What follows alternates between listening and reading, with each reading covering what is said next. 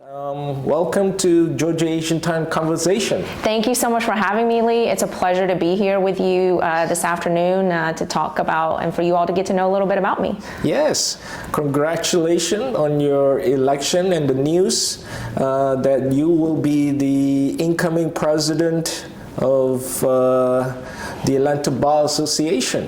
Thank you. And your appointment is very significant as being the first AAPI woman ever elected to this prestigious organization. That is correct. To our knowledge, yes. Yeah. What is your reaction upon hearing the news? You know, I think my reaction is a feeling of overwhelmness, but in a good way.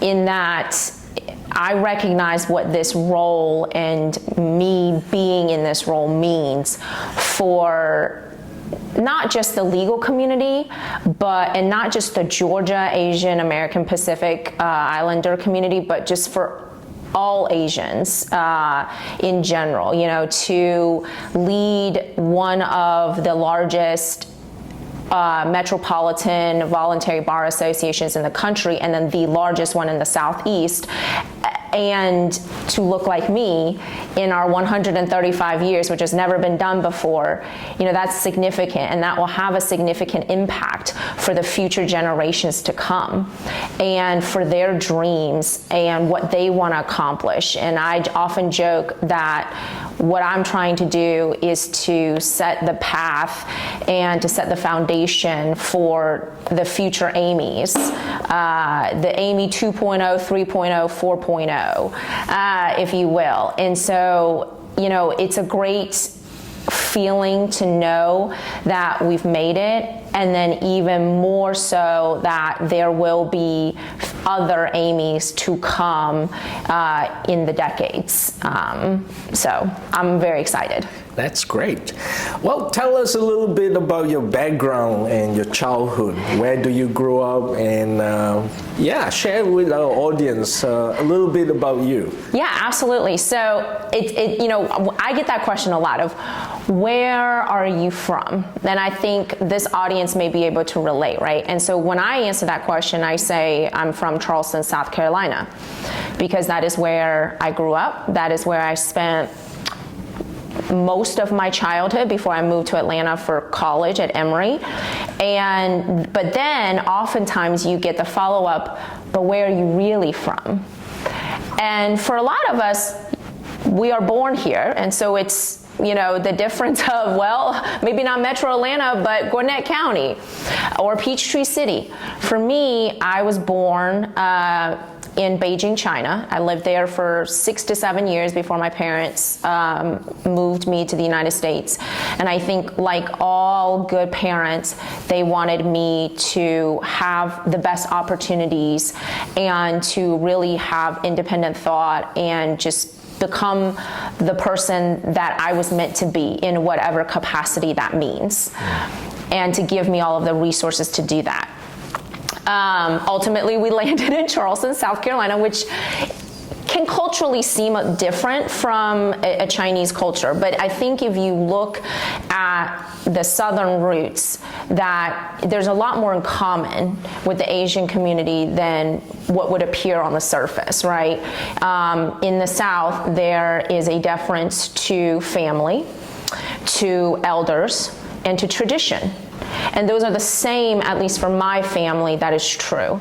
Respect your elders, respect your culture, and respect your tradition.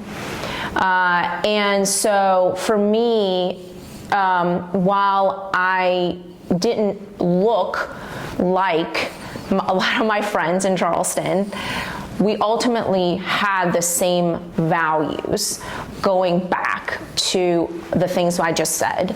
And so in that way, it really wasn't so hard or difficult for me to grow up in Charleston.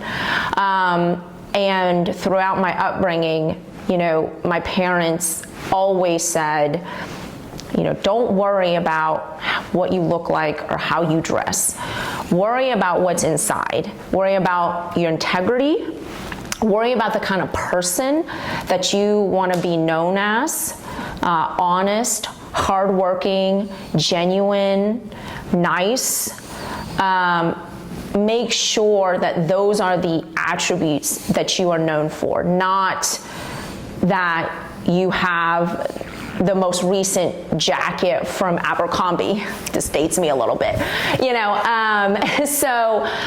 So I think in that way, my upbringing has really instilled a lot of what I carry on today, and what even my husband and I try to instill in our toddler, to the extent that he will listen to us. But the idea of how do you want to be remembered, and what impact do you want to have to the ones that are around you and to your community? And so those sets of values really drive my day-to-day actions in how I behave and how I act and how I give back. That's great. Well, as the incoming president of the Atlanta Bar Association, what are the key agendas that you wish to accomplish for the organization? That's a great question, Lee, and I really only have one. And you're not going to be surprised, or I hope you're not surprised, and it's going to be inclusivity. The Atlanta Bar is an old but mighty organization, and as we transition into this new chapter, another milestone of hitting 135 years, and enter into 2023, 2024, the Atlanta Bar, I want to be more intentional that the Atlanta Bar is a reflection of the community.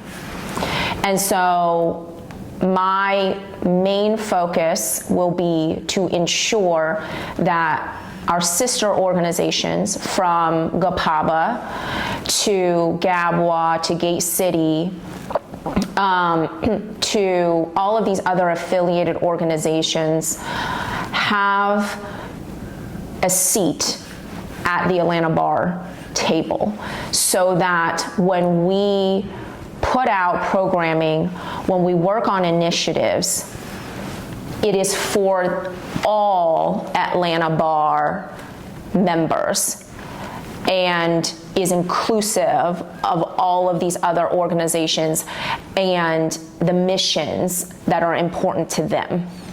Because we really are one Atlanta at the end of the day, and I want the Atlanta Bar to embody that. That's great.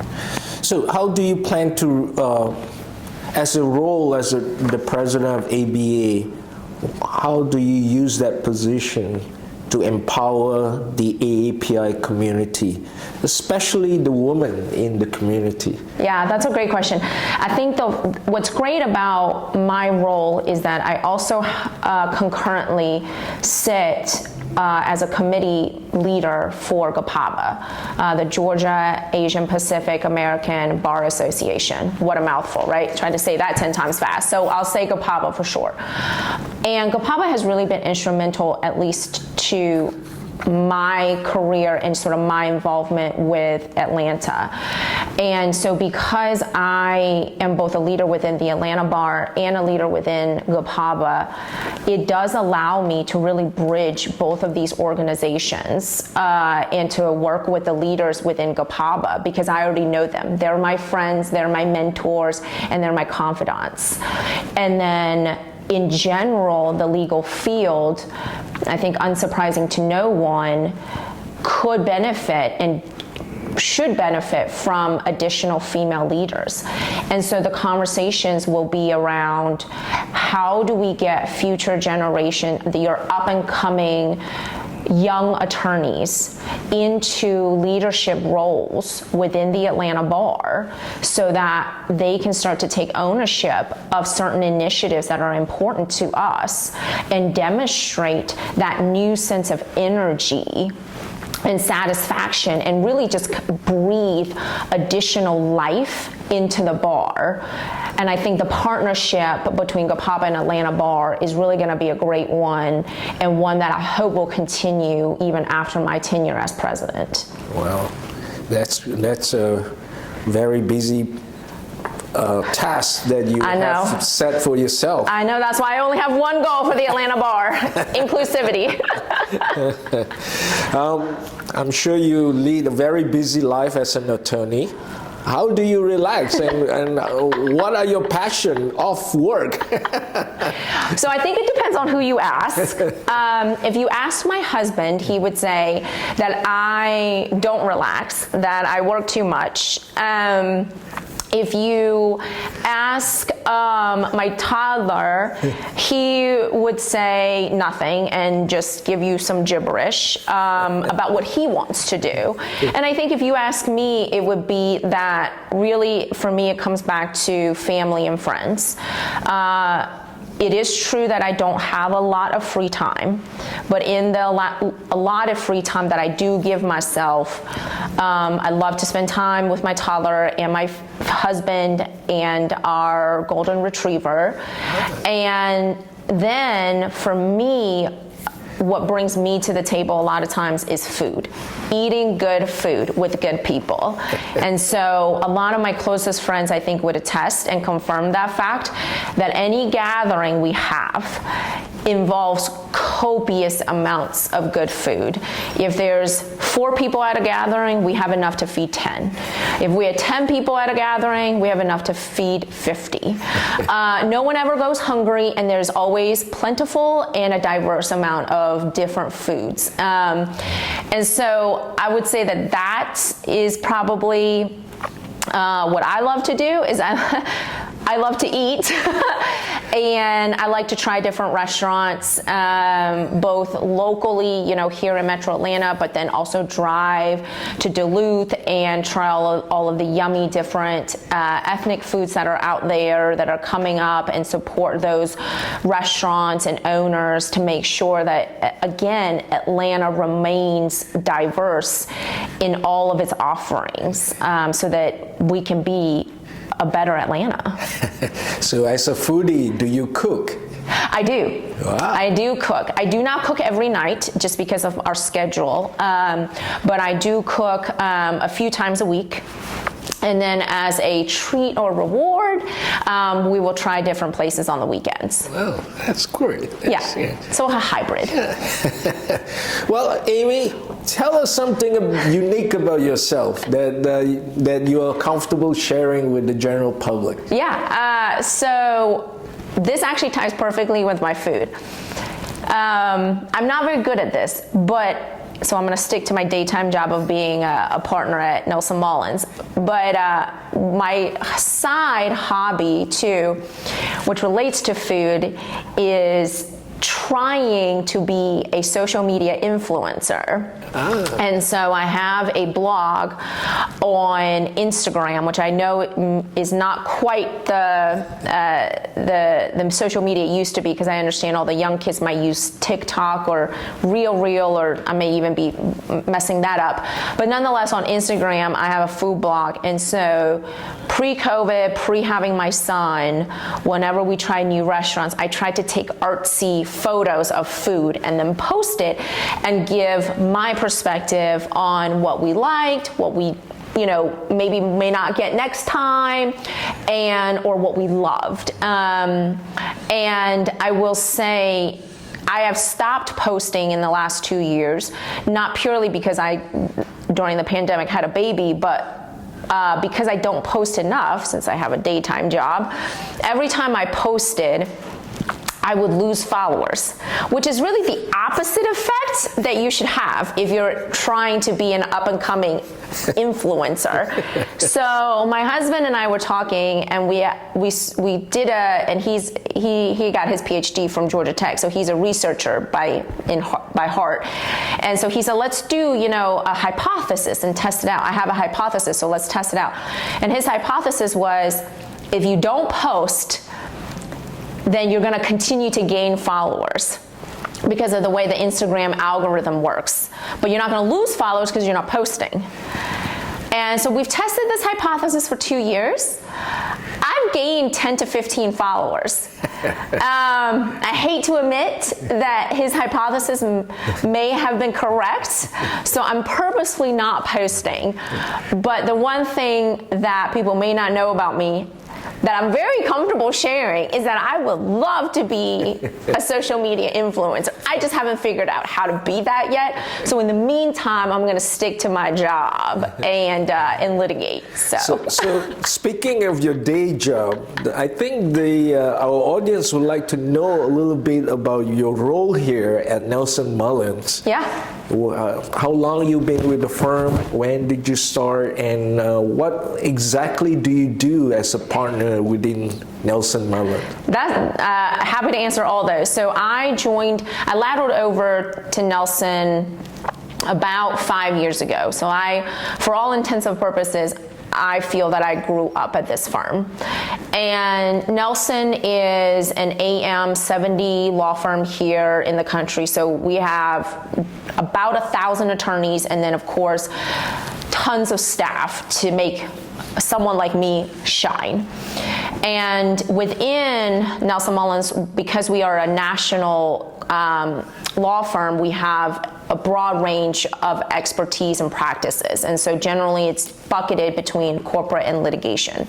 And I am on the litigation side. And then within litigation, I specialize in labor employment, so advising companies, clients, on how to comply with all of the state and federal regulations with respect to employees. And then if an employee were to file a discrimination charge, I would then represent and defend the company. I also do general commercial litigation, and what that is just kind of breach of contract between companies or individuals related to a contract dispute. And then my third bucket is called white collar defense, so representing companies, generally healthcare companies, healthcare providers, in subpoenas from the Department of Justice or the Georgia healthcare boards, various licensing issues. So my day-to-day is very varied.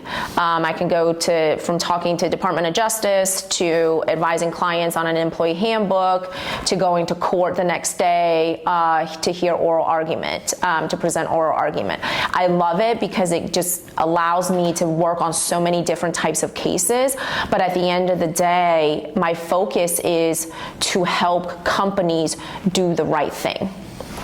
And so a lot of that work is related to compliance, because companies want to do the right thing, but companies may not always know how to do the right thing, particularly within the confines of the Georgia legal system and or the American legal system, and especially if you have laws changing ever which way any other year depending on politics.